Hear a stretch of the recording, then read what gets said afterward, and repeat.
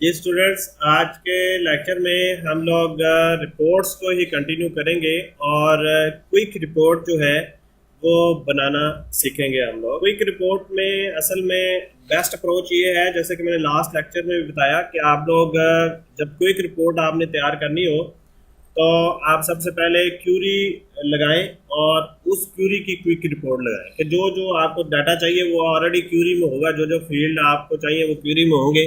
तो सिंपली आप quick report उसकी जनरेट करेंगे तो वो सारे फील्ड उसमें हमें नजर आएंगे। जैसे ये क्यूरी ऑस्ट्रेलियन कस्टमर्स हैं, इसको जब मैं खोलता हूँ तो ये सारे ऑस्ट्रेलियन कस्टमर्स का डाटा जो है वो हमारे पास आ रहा है। अब अगर हम इसी क्यूरी की रिपोर्ट जनरेट करना चाह रहे हैं तो सिंपली आपने इसके ऊपर क्लिक करना है और यहाँ पे क्रिएट टैब के अंदर आपको रिपोर्ट्स पैनल में यहाँ पे एक रिपोर्ट की ऑप्शन नजर आएगी, इसको आपने क्लिक कर देना।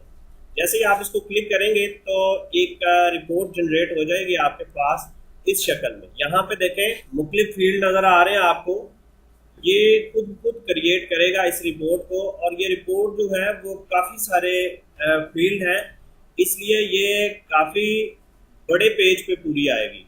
तो आपने रिपोर्ट जनरेट करने से पहले आपने ये देख लेना है कि आपका ये जो पेज साइज कौन सा है जिसके ऊपर आप रिपोर्ट जो है वो प्रिंट करना चाह रहे हैं। तो उसी हिसाब से आप लोगों ने अपने फील्ड्स जो है वो उस पे एडजस्ट करने हैं।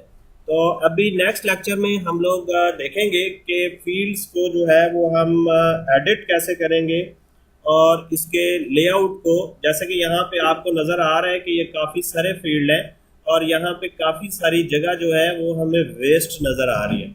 तो हम कैसे इस वेस्ट जगह को यूटिलाइज करेंगे तो वो हम इंशाल्लाह अपने नेक्स्ट लेक्चर में डिस्कस करेंगे।